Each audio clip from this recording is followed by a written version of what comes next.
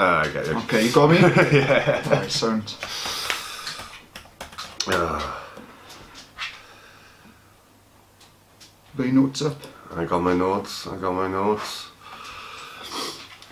look, you wanna start? Yeah, why not? Hang on, what am I going to start with? Start with, Hello, welcome to the Welsh Bigfoot organisation podcast, I suppose, isn't it? yeah. Are we leaving JD roam around? Yeah, you'll be fine. Yeah.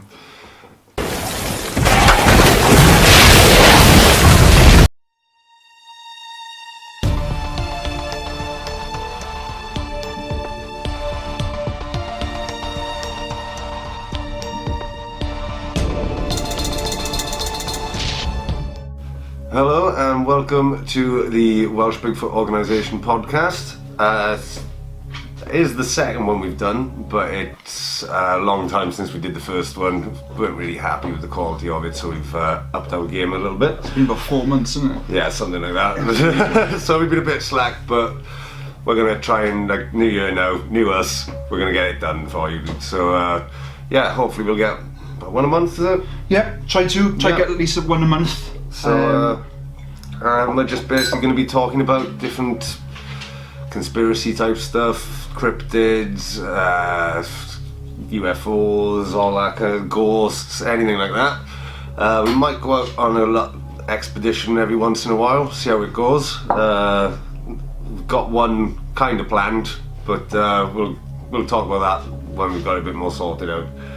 So the way it works, like the last one, we're going to pick basically a story each that we've seen in the news or knew about online or through friends, and we'll talk about it, and then we'll have one other then that we pick between us at the end.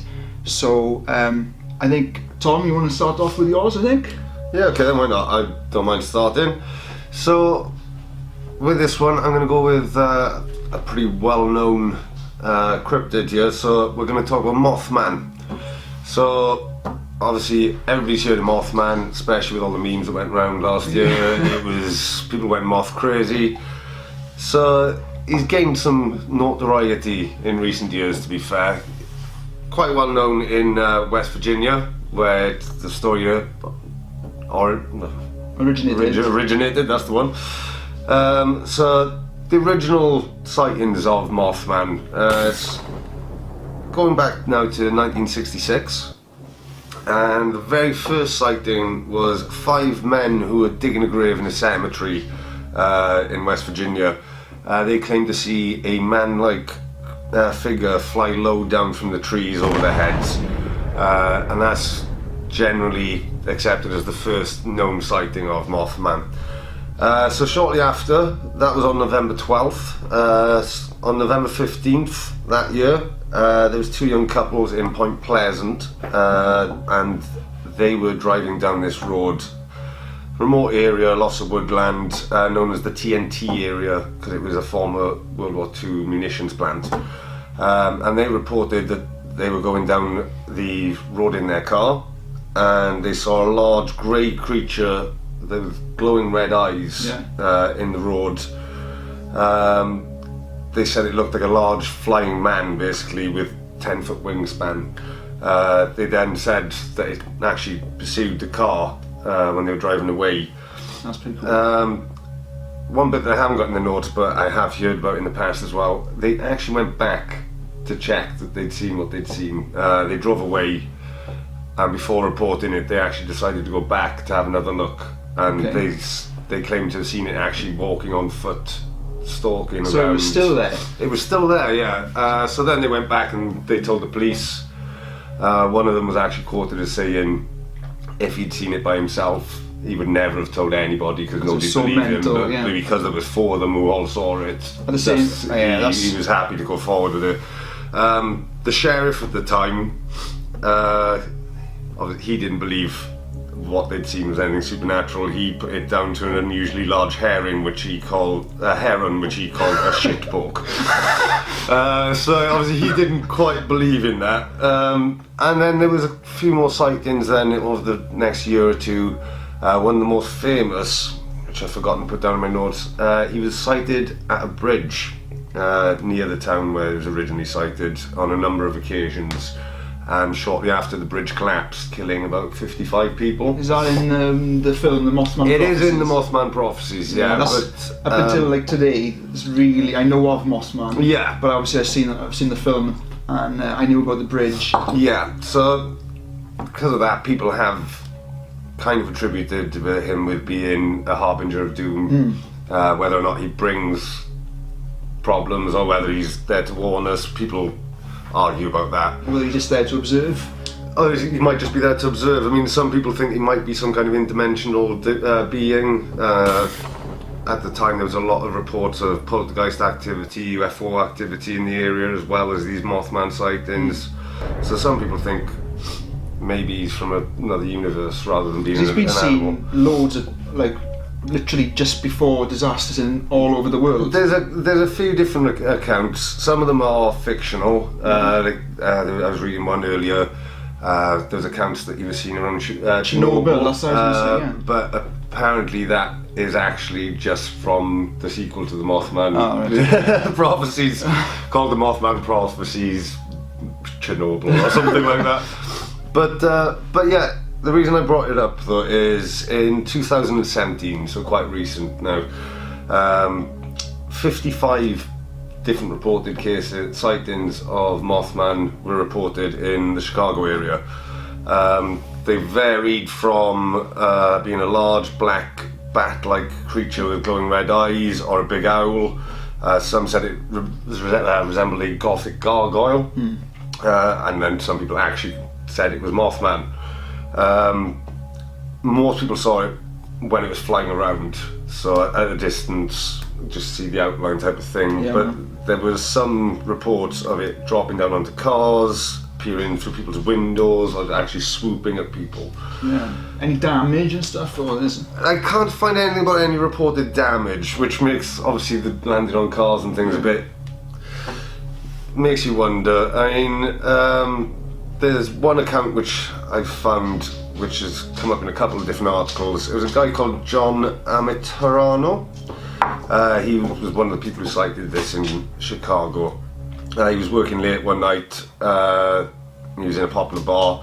He went outside, I think he was going for a smoke, and saw something he couldn't explain. He said at first it looked like it was like a plane or something in the sky, but there was something moving weirdly underneath it, like awkwardly underneath what would have been the carriage. And he said as he was looking closer, it took on the appearance of what he says like an illustration of a pterodactyl. Okay. So it had like a long, slender head and like the kind of bat type wings type thing. He didn't think it was a bat or a bird because it didn't have feathers or any fur, and it didn't fly like anything he'd seen before. And he said the creature had legs that were really muscular and a human-like shape, and it just flew like up and down really strangely. And is that the size of a man? That's what he says, yeah. Now, there's not going to be a bat then, is there? no, I mean, you're talking about something pretty big there. Whether or not it's Mothman, With some other weird flying... Yeah, I mean, we don't know. There is a psychologist from the University of Chicago. He deals with like memory and how we recall things in certain situations and things like that. Now, he thinks a lot of it is people inaccurately reconstructing their memories. They've seen something they can't explain, and the brain doesn't know how to fill in those gaps. So because of whether it's an actual knowledge of it or a subconscious thing or news reports, if you've been told there's a Mothman flying around and you can't fill in those gaps, you're going to start filling in the gap as it being a Mothman. He also said that the way that it's looked at isn't really effective, because you're not going around asking people, did you see a Mothman, did you see a Mothman? You literally got people who have said, I've seen a Mothman. Yeah. So I mean, you don't know really. I mean, a lot of them could just be making it up. Yeah, and they want to get into the paper or what have you. So, but also as well, like this guy, you know, he talks about how we put things together, but it's a traumatic experience anyway. Yeah. So he doesn't deny that people have seen something. yeah. So, He's just saying that there's a good chance that they're It's not misremembering what they've seen. yeah. I have seen there's people who have attributed it to a few different things. Some people think it's just pranks, which I mean, it's a pretty elaborate prank to be flying around looking like. I mean, I don't even know how you do that. Maybe the ones looking in through windows or what have you. That could be. You can do that, But people think it could be just misidentified planes. especially with the red light eyes. Yeah. Other people think it could be different types of owls, barred owls, albino owls. We're back on owls again. Yeah, I mean, owls, they freak people out, to be fair. Like, Yeah, people don't like owls for some reason. I mean, they're beautiful creatures, but yeah, and then that also works with, as you mentioned, with the red eyes.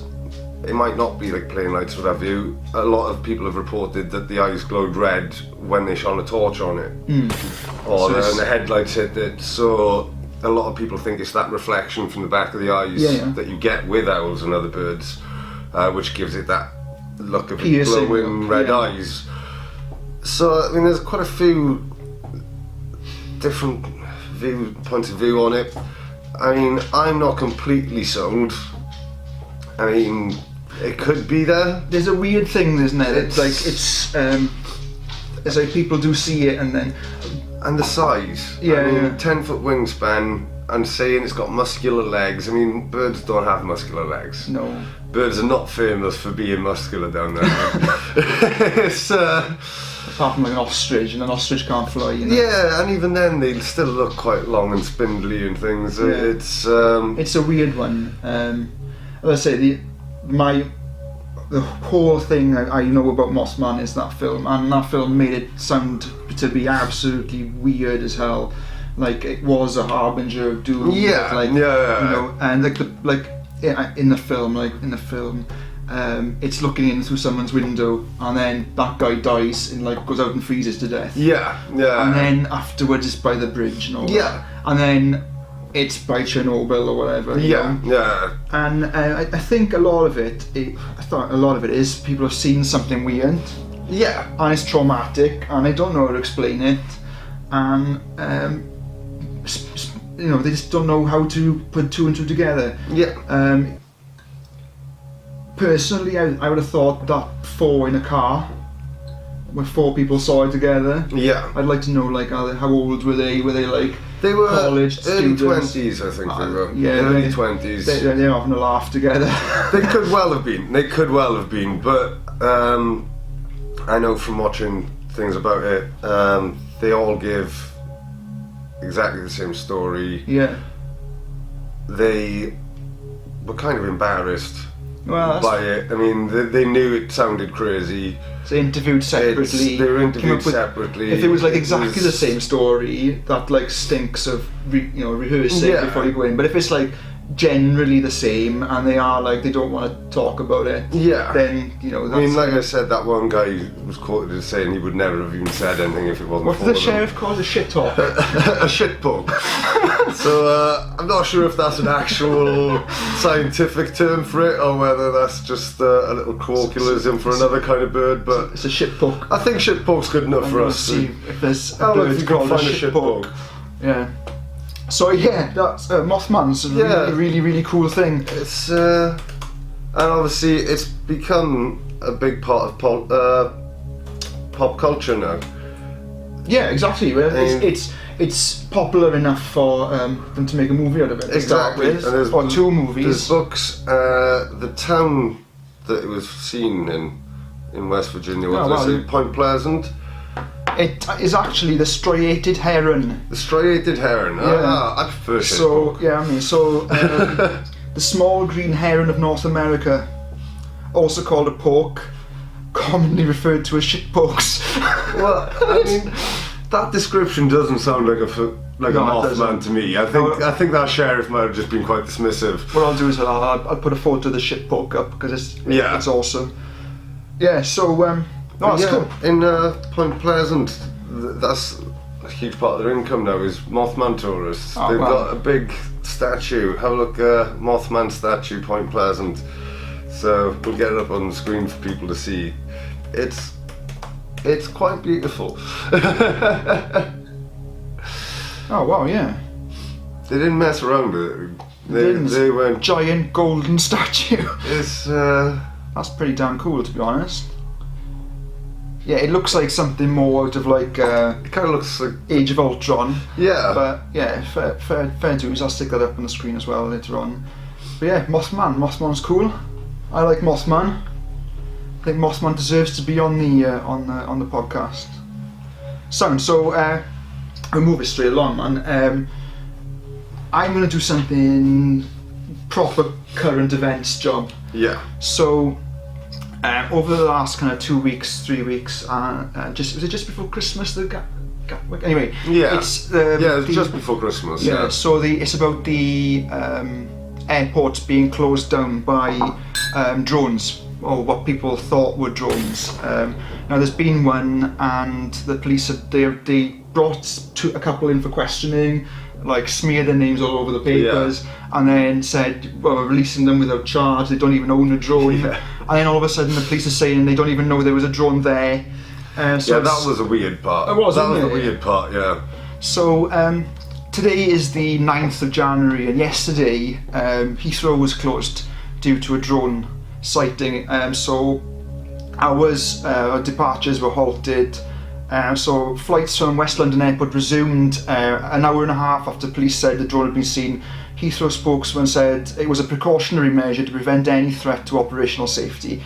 They went so far as to even get the military in, and the military used drone tracking radar, and there's a guy there who was literally absolutely 100% certain he saw this drone. So there is a quote from him. That's in the other article. Yeah, so there's a quote by him. He is, I could see, I'd say around 300 feet up, very bright, stationary, flashing red and green lights over the Harmondsworth area.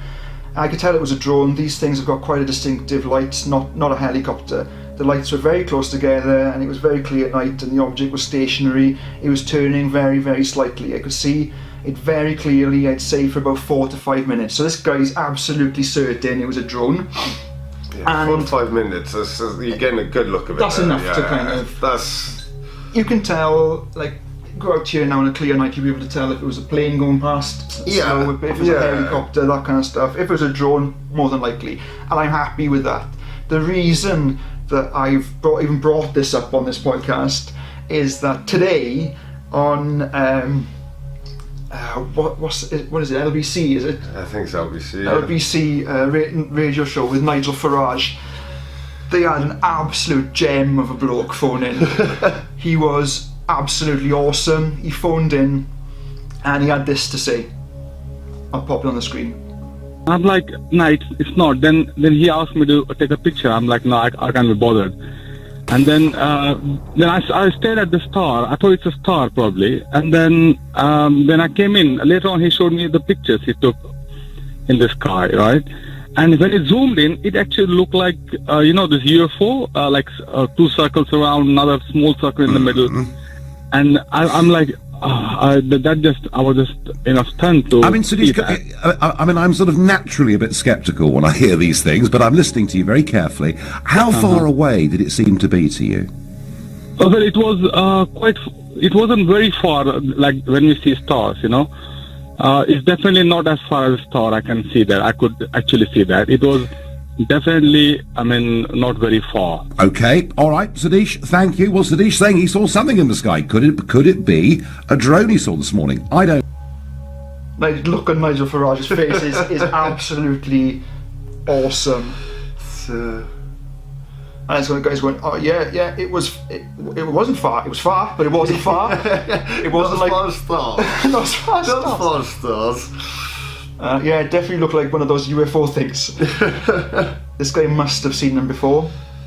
But anyway, as current events, I thought it would be... Look at his face, it's awesome.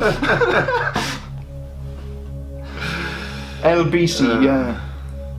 Jesus Christ, man. How far away was it? Oh, it was well far, but not too far, not like stars. That was cracking. That's how I measure everything. How far away is it? Not as far as stars. Yeah.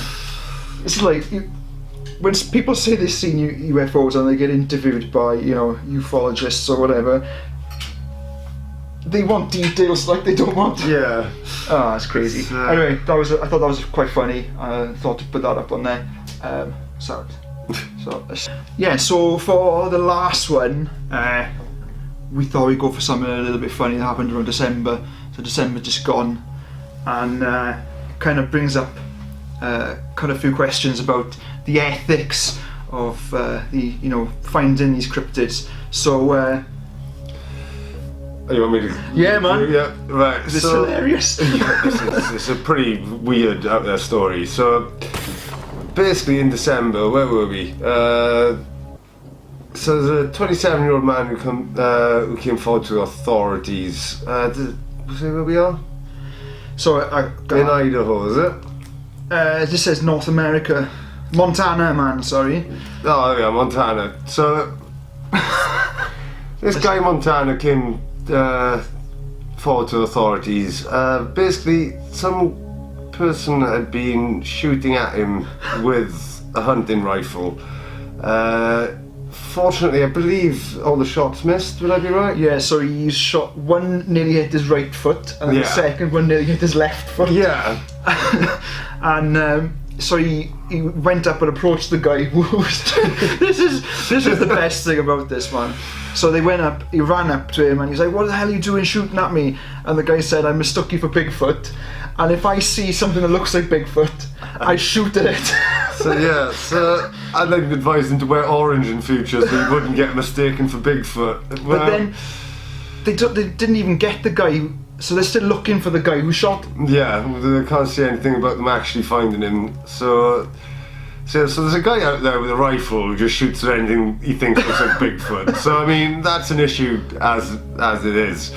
I mean, you couldn't argue if the guy's in a hunting area, he should have been wearing orange, but at the same time, you don't just shoot at things that you think look like Bigfoot. How much does he look like Bigfoot at the first? Yeah, I mean, how tall? I mean, I can't imagine he's Bigfoot size. I mean, how many people are? No, so I mean, or he could be far away. Yeah, he could have just thought he was a lot further away than he was, I suppose. But it also brings up then the question of, I mean, if you see a Bigfoot in the wild, what do? Do you shoot it? Do you try to capture it? Do you just try to observe it? I mean... Well, like in this country, we haven't got much of a choice, have we? So, like, we'd have to, like, talk it down or something. Yeah, in this country, they'd run away. Yeah. I think there's, like, in America, it's like protecting yourself, isn't it? So, you've got to kind of...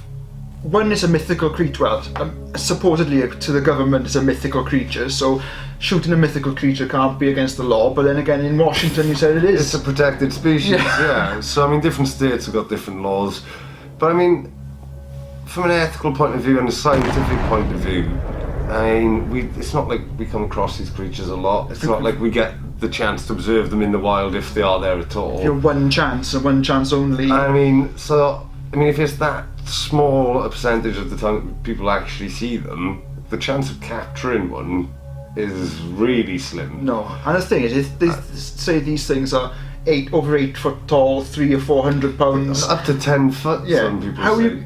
So most bullets are not going to really do any damage. No, anyway. exactly. I mean, capturing a bit. So, do you kill it so that you can observe it? I think you try your best, mate. Yeah, I mean. It's obviously we want to be able to prove it and things, but then ethically, should we be killing it? I mean, if we see them that rarely, I assume if they exist, there's only a very small number of them, and then it's clearly an endangered species. Personally, I think it's probably more beneficial to stop spending money on the guns and literally get a fucking good camera. Yeah, well there is that, because I mean, we've all seen footage, it's... We've been sat here going through things, looking for stuff to put on tonight, right, and literally some of the shoddy cameras that we've seen, it's like, there's one there from 2018, so from last year, and literally looks like a 1970s film. It was awful, yeah, It's bonkers. I mean, everyone nowadays, well, majority of the world have got a phone at least. Yeah. It's why is it always shaky, grainy? You know, I know these guys as well. They go out into the wild. I don't know them personally, obviously. I've heard of them, and they've got things like trail cameras, infrared. Yeah. They're the ones that need to have this catch one on camera. Yeah. The ones who are fucking tooled up. Yeah. It's always some geezer who was using like something from the 1991. Yeah. That he's borrowed off his VHS camera. Yeah. It's I mean, I suppose you could argue that it's used a lot to fake things because it's harder to work out. But no, people. It's 2019. People need to go out with nicer, better cameras. Yeah, definitely. Drones. I mean, going back to drones, get some drones looking for Bigfoot. Leave the airports alone. I'd love it. Drones with the night vision. Absolutely right. So cool. That was this month's episode of the Welsh Bigfoot Organisation's podcast. I'm Gar, this is Tom. Thanks for watching. Send us your stories if you've got any encounters. I'll put the email address up here. Also, there's a Facebook page I'll put a link to in the description as well. And we've had quite a few people actually give us some stories on the Facebook page. A couple of them didn't want us to obviously make it public, and that's fair enough. And we respect anonymity as well. But for that, I'll leave you now. Well, we'll leave you with this last video, and make your own minds up, guys. The Mexico one. Oh, the Mexico one. Yeah, the witch. Yeah, it's cracking. It's interesting. See what you think, anyway, guys. Cheers, guys. Laters. Los habitantes de una ciudad están atemorizados ante lo que parece ser el ataque de unos extraños seres que muchos aseguran son parecidos a brujas. Desde México, Alejandro Mendoza tiene los impactantes testimonios.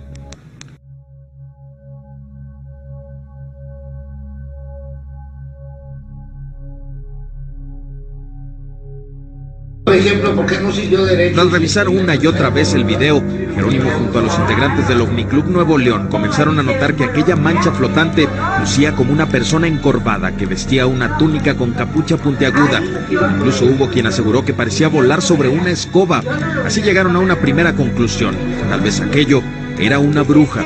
Míralo, ahí está. Pero esa presunta aparición era solo un caso más, hasta que el testimonio de este policía cambió el panorama. Veo una persona vestida de negro, así con plumas, dos garras negras, así negras. Me asusto y me doy cuenta que donde la veo así, pero ella iba agachada. Entonces me hago para atrás, me meto otra vez al cuarto donde estaba, y de este lado, al cerrar la puerta, venía otro. Según él, una noche cuando vigilaba este lote de autos, recibió la visita de dos seres que volaban sobre el Panteón de Santa Catarina, ubicado a espaldas del cerro donde fue grabada la enigmática figura. 2 años antes, Leonardo Samaniego relató un encuentro similar. Curiosamente, él también era un policía. Estaba vestida de negro y traía los ojos grandes y tez morena. Pero ya no alcancé a ver más. Estaba vestida de negro y traía un gorro con una punta hacia atrás. Pero no tenía nada de escoba, nada. Pero iba volando sola. El oficial Samaniego, quien trabaja en un municipio distinto al de su colega, contó mientras era auxiliado por paramédicos que una bruja lo había atacado, dejándolo inconsciente. Los noticieros locales comenzaron a dar cuenta de otros inquietantes sucesos. La supuesta bruja de poco más de 1,5 metros de altura. Surgió entonces la duda de si aquellos casos tenían relación con la imagen grabada recientemente por Jerónimo y sus compañeros del OVNI Club. Hasta ahora nadie ha podido determinar la naturaleza de ese extraño objeto o ser que fue captado justo en la cúspide de esta montaña, aunque sus características coinciden en ciertos casos con las que dieron los 2 oficiales de policía que aseguran haber tenido frente a sus propias narices a una bruja, misma que de acuerdo a algunos investigadores del fenómeno OVNI sigue rondando los cielos de esta ciudad. Aunque tras analizar mejor los movimientos de la curiosa imagen, llegaron a una nueva y sofisticada teoría. De manera personal, yo me inclino a pensar que se trata de una entidad extraterrestre, y esta entidad extraterrestre va montada prácticamente sobre un aparato individual para volar. Con esta nueva hipótesis acudimos a buscar la opinión de una conocida astrónoma y su respuesta fue contundente.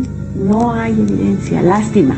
Concluyó que cuando no se puede probar la naturaleza de un objeto, la gente suele ponerle rostro y nombre según sus experiencias previas, lo que podría haber ocurrido en este caso. Vamos a suponer que usted y yo queremos hacer lo mismo.